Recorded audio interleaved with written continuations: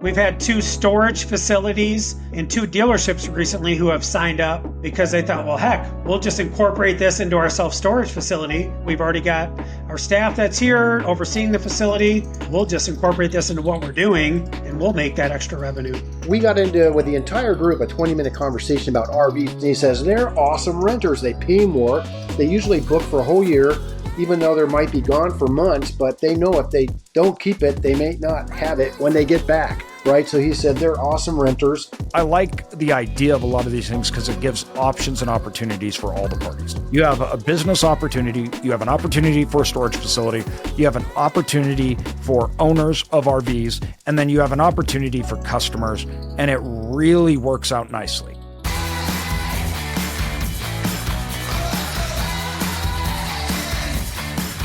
I was a very successful drug dealer.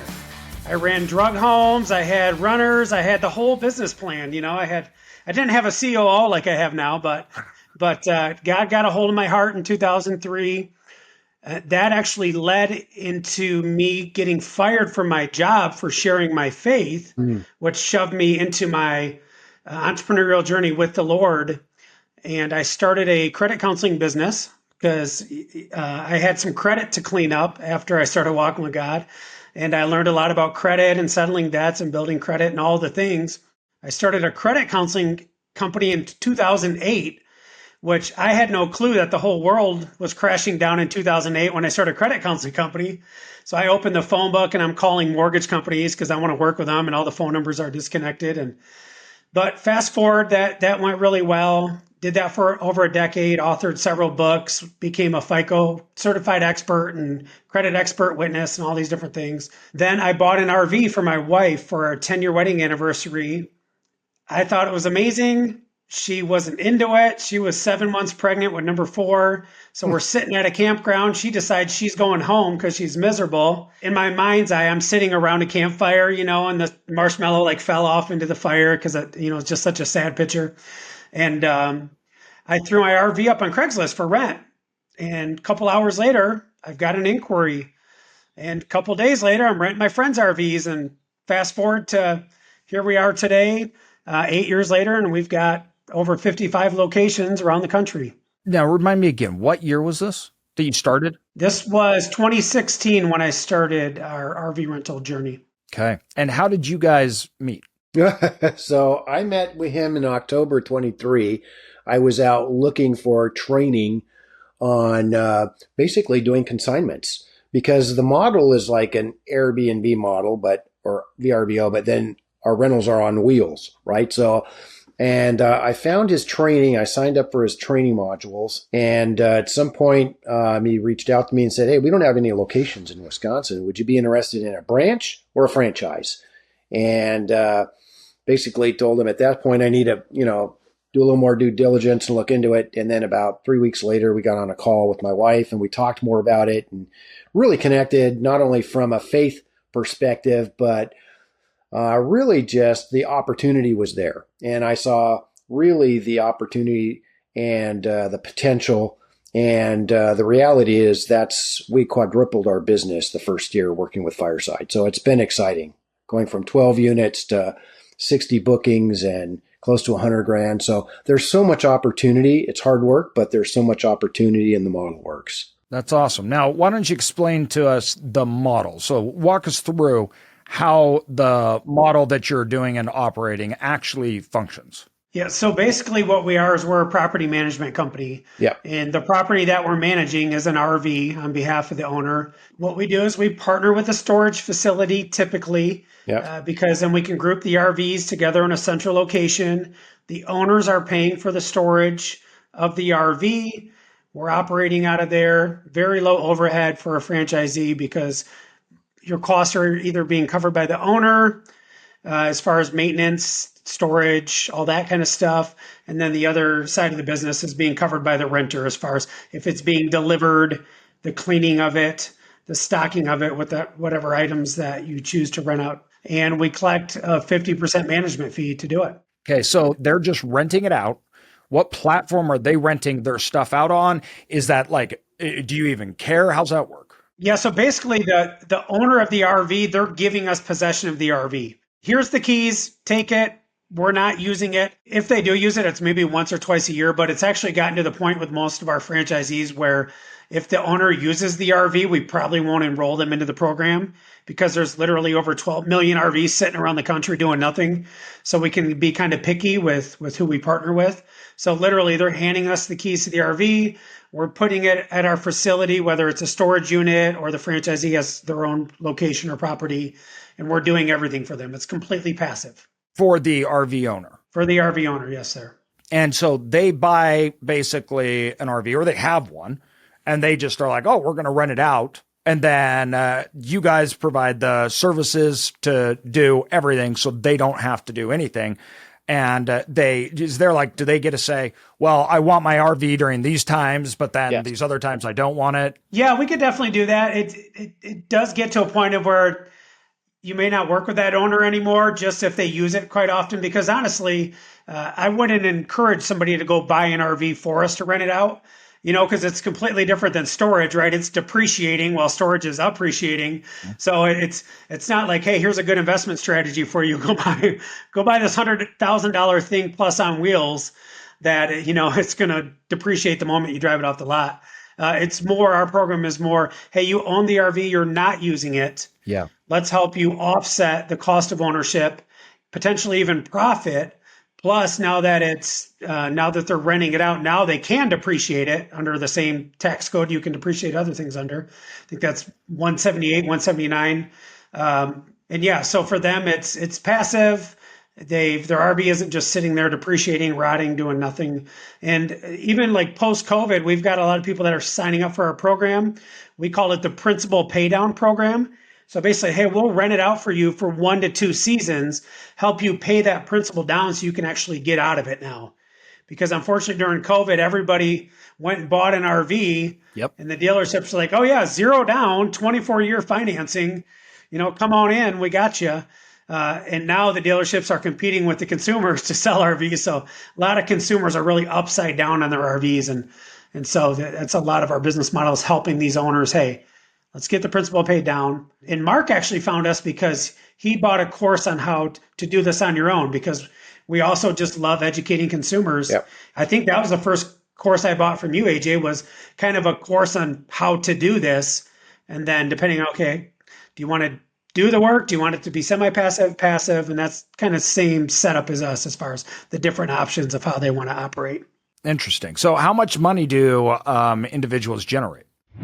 Technology is the name of the game, and how you operate your facility and the efficiency at which you can operate will depend on the technology you use. Your property management system, what it allows you to do, and what you have access will determine the outcome of how that facility performs. That's why we go with Tenant Inc. with their product Hummingbird, because they are the best in class. When dealing with automation, when dealing with move-ins, customer acquisition process, improving my online acquisition process, they are bar none the best. So if you are looking to automate your facility or operate it in a best in class way, make sure you guys are looking at Tenant Inc. and their product Hummingbird. The link is in the description. It's location dependent, like Mark up in Wisconsin, he's open half the year. Yeah. You come down here to Orlando, where our location has a contract with Fort Wilderness. That thing's going in and out of Disney, all week long.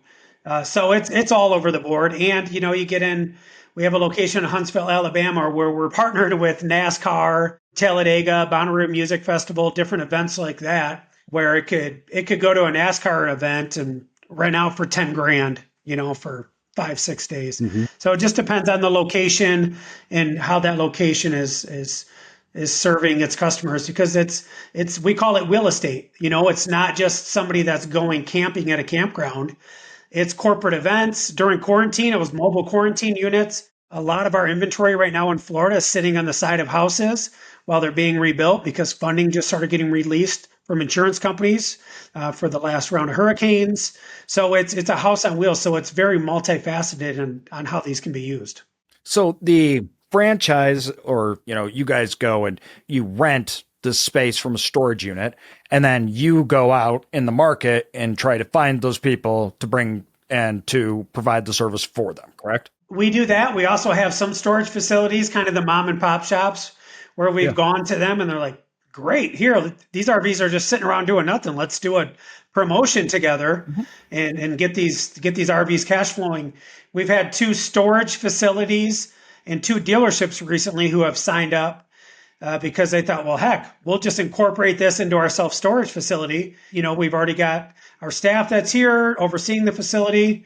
We'll just incorporate this into what we're doing and we'll make that extra revenue. Yeah. So then the storage facility, like, how would that integrate to their systems? Meaning, is there like an online platform that people just go in, use, and it's just done, and then they get gate codes? Like, how do you incorporate that into it so you can have renters that are renting the RVs but are not renters of the storage facility and access? How's that work? Yeah, so basically what's going to happen is one of 2 scenarios is the RV is going to get delivered to the renter at the campground they're staying at. So a driver is going to come pick that up and pull it out of there.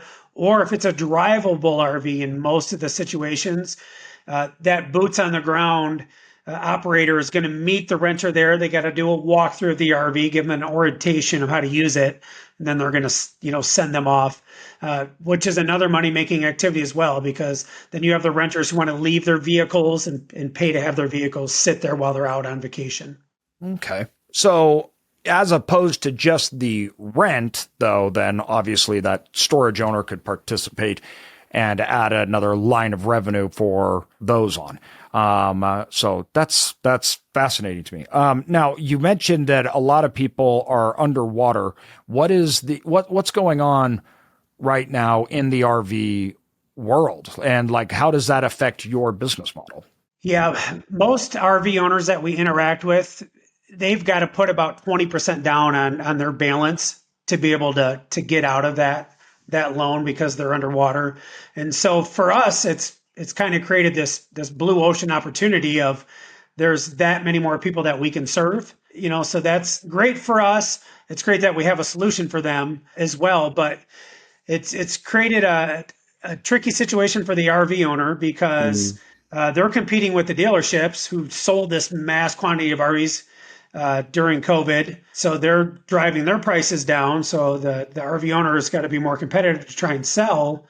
And then on the other side of it too, there's this balance, right? Because the RV owner, especially if it's a drivable, where they've got a motor and it's going to be racking up mileage and depreciating through that. There's this fine balance of where, hey, yeah, let's rent it out. That's great. Let's generate some income. Let's pay down the principal, but you have to do it responsibly. So 2 years from now, you don't have an RV with 100,000 miles on it that you think, well, I paid the principal down 25 grand. Now I can sell it. Yeah, but you added that much depreciation, which is one of the interesting things we're seeing in this industry where education, right? Like you do a great job on, AJ, is educating your following. Is there's others that we compete with where they'll promote to their renters, hey, rent this RV on limited mileage because they're trying to get renters, but they're not protecting the RV owner because you can't throw an RV out there with unlimited mileage. And somebody wants to get in an RV at Mark's place in Wisconsin, shoot down to Florida for the weekend and get back by Sunday night so they don't get a late return fee. That's 2,000 miles in 4 days. And chances are there's going to be some damage and that RV is going to get the tar beat out of it. So you cap out mileage? Like how's that quality control work? We don't cap out on mileage, but we have mileage fees that go to the owners. So the renter is allowed a certain amount of mileage per day and generator usage per day. And then they pay extra fees on top of that. Now, how many RVs are currently in the system? I think we've got about 400 RVs. Nationwide at our location. Yep. And how often are those RVs taken out? If it's a seasonal location like Mark's, they're probably going to rent, maybe 7 to 10 times in the season. If it's a year-round location, Arizona, California, Florida, they could do double, triple that pretty easily. And do owners own multiple RVs? Like, are people buying RVs to do this? If somebody's buying an RV to do this, it's going to be a towable RV because on the drivable, it's such a a fickle balance to make sure that you're not depreciating it faster than you're putting the wear on it. So towables, yeah, you can rent that out for 5, 6 years and you're fine. The drivables, the biggest thing with drivables is you need to have the exit strategy, which basically means you need to have an audience to get in front of to sell that unit. So it can be done. It's just a fine balance. Like our competitors on a nationwide scale, like have you heard of Cruise America? Yeah. So like Cruise America, they've got hundreds and hundreds of units around the country and they own all their inventory. And they're literally producing 300 to 500 units, brand new units per year, but they have an exit strategy. They have retail lots where they can turn around and sell them. So they have that full play where they can get out of their inventory to get into the new inventory. So as far as just Joe Blow consumer going and buying a drivable RV to rent it out for a couple of years to sell it, Yeah, I highly discourage that. yeah. The business model is really for current existing owners. The business model, it is to get those owners to come in and agree to the rental to utilize because it's better for them if they're not using it or whatever they need. And then you're doing the management of all of it. And then you get the 50% for the franchise, your little location or whatever you're doing. Right. And then you're getting those revenues, or it's split obviously with the owners. Now, what if I'm open up, like, so let's say I'm doing this on, you got a storage facility and somebody's like, oh, I'm going to do this so I can drive revenue. What liabilities do you hold or take over associated with the managing the rentals of this? I think of this maybe a lot like U-Haul. Mm-hmm. Like, so people have U-Haul locations, you're renting trucks. It's the same thing, just RVs, right? So what are the owners, if I own a storage facility, I want to do this, what is the liability that you have? Yeah, so you'd have your liability that you have already in place for people coming and going from the facility. For this industry, same as Airbnb, Turo, there's a couple of providers, that have kind of risen to the top and created programs specifically for the rental industry. Mm-hmm. So we just partner with them as far as the renter does, driver verification, all that kind of stuff. They do a security deposit contract, obviously. And then the couple major providers out there offer the insurance for the damages, the liability, and then they have those niche specific, add-ons. You can get interior damage protection, and then you can get the funny things they offer nowadays, pet protection and, things like that. So yeah, there's industry insurances for this. And you can basically, you mandate it. Yeah. So like whoever's paying for it and everything, you got to take it and then you'd buy your liability insurance. So the renter has to pay for insurance, I'm assuming. That comes with part of the deal. Like yes. You have to have your own, obviously, license, insurance, everything else. But then the owner of the location that's doing it, they need to have their coverage and insurance over it. How does it integrate with the access system for the locations? Like somebody goes to the website to rent an RV, then how did they get in and out of the facility? How's that work? They're going to have to meet the boots on the ground operator. Got it. That's when the boots on the ground. So they're actually meeting the operator. Yeah. Then they go in because the operator has the code, everything else, and they are the ones to get the access. Yeah. Yep. They're going to do that walkthrough, or if it's a delivery, the driver's going to go in. That's already pre-screened for you to be one of your drivers. Yeah. So at a storage facility, you could technically be the operator, or you could just basically allow an operator or lease out to utilize space and participate. Because like a lot of storage facilities, they have somebody on site that does U-Haul. Yeah. That's like their job. They meet them, everything else. So you could technically do the same thing as if it was U-Haul, allowing other people to rent RVs right through it. And then you have your employee that acts as that operator that manages that on a larger site. Yeah, and we've actually had some storage facilities that we partnered with. We have the one in Orlando that just built a separate lot for us, and they're including things that's extra moneymaker for the facility, a dump station, and then we get charged to dump, a wash station, a propane refill station. So those are other potential revenue sources for the storage facility to offer those for our operator that's operating out of the facility. Okay. Now, what is the revenue expectation? So if I'm in semi-seasonal place, it doesn't need to be the north, but it's just normal seasonality, right? Schools, things like that going on. and I have not a lot of spaces, but maybe it's 10. And so I want my manager to allot. Is there a minimum? Is it like, no, you need to have at least so much capacity or we're not going to let you do it? Like, how do they become an operator? What is the requirements of them for volume? Like, is it you need a large amount? Like, I need to be able to have 20 renters or 100 renters, or is it I could do this with 5 spots for RVs? Are you a new self-storage investor and want to know what that facility is worth, what the risk is, how to underwrite it? Well, that's exactly what we do in a feasibility study. A feasibility study, we actually look at the market for you. We look at the finances, the underwriting, we show you where the upside is, the downside, and all the risk. That is actually what you can provide to banks to get capital and investors. It's a big worksheet, which most banks actually require. So if you want to know what a storage facility is worth that you're looking at, come to us, follow the link in the show notes, and we will tell you. Yeah, we like to see about 10 units within the first year for a franchisee.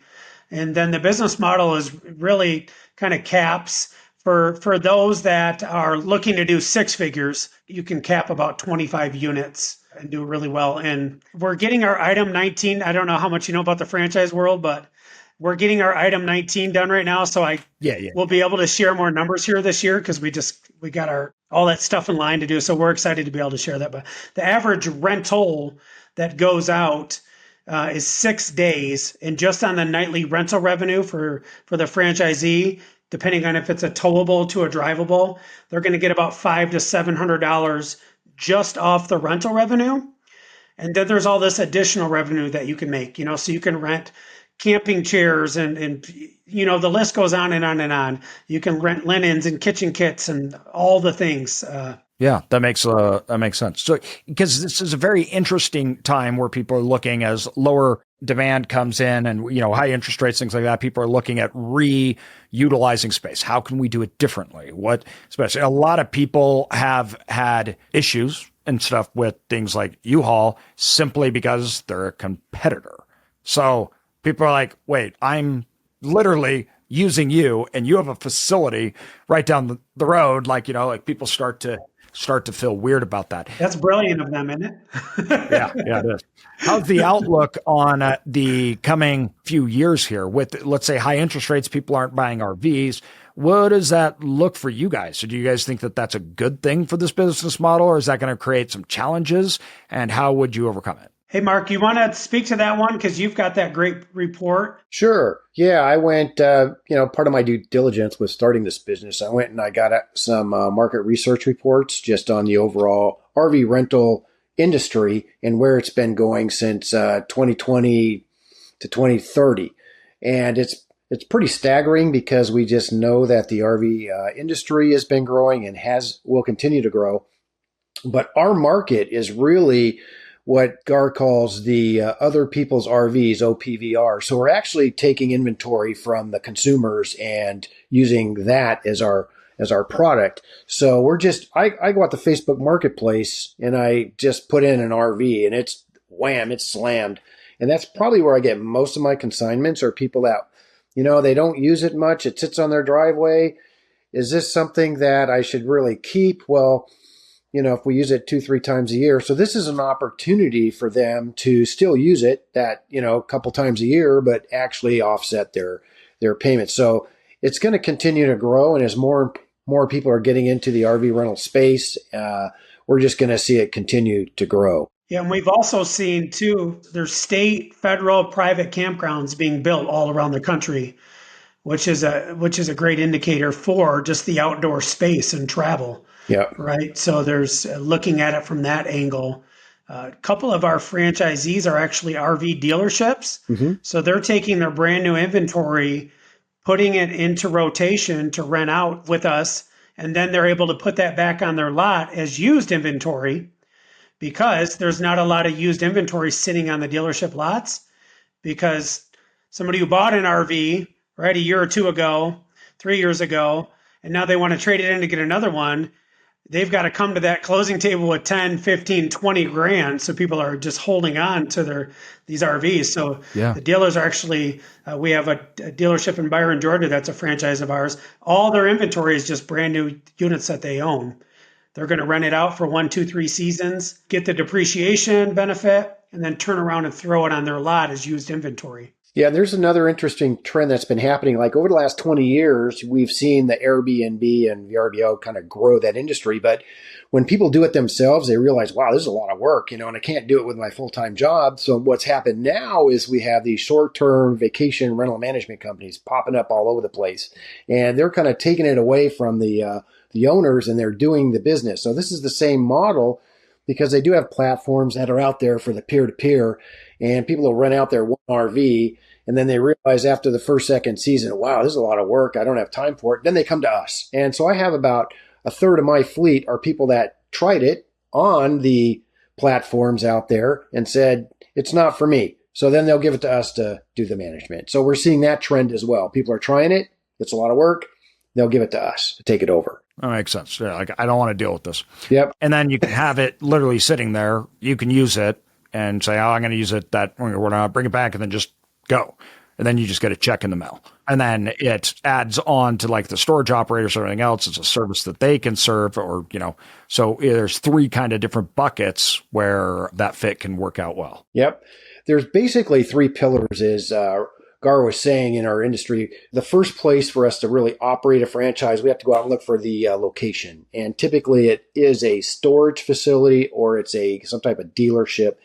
But the third pillar to that is the RV maintenance, RV techs, and some place where we can get that repaired between rentals if needed. So that part there, some of the storage facilities have a place where we can actually do that type of tech on site. So that's kind of a place where, do we have to haul it somewhere to an RV dealership for repair, or can we do that right on site? And we have locations, they've been various, like in Vegas, we have he's on a storage facility, but he also has a bay where they can repair the RVs in between rentals as needed.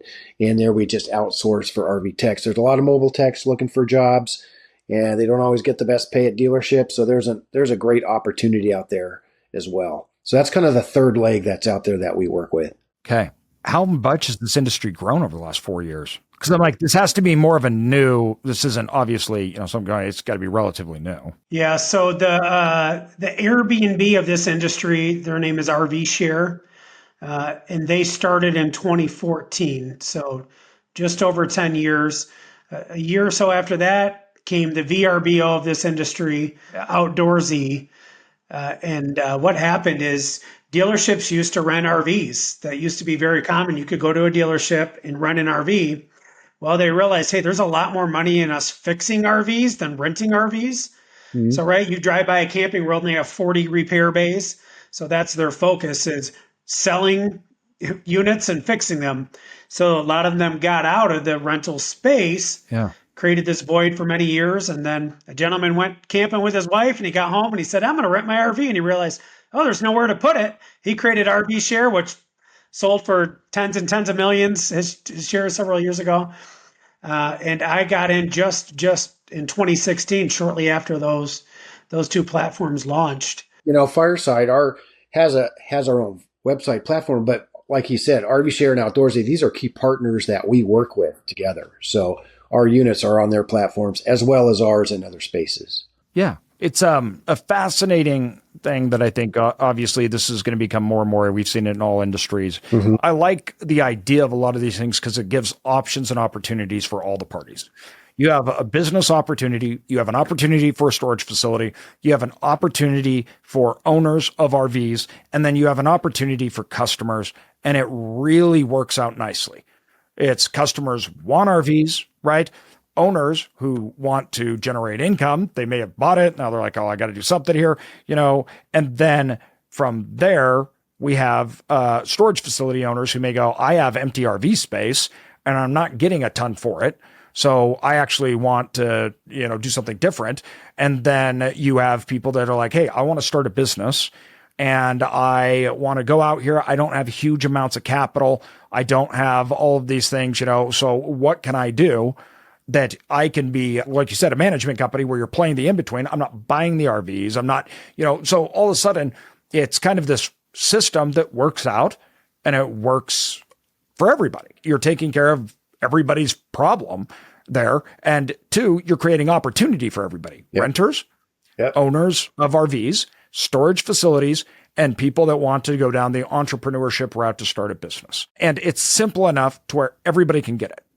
This is not complex. This is supply demand. Do you have people that want to rent RVs? Do you have space? What is the cost? What will people pay? What is the, what do we have to do? We have to have an owner. You got to get your insurance. You got to get your license. Okay. Then you have the management part. You got to meet people. You got to get them in the RVs. You got to it is simple enough to where people can understand and they can get it.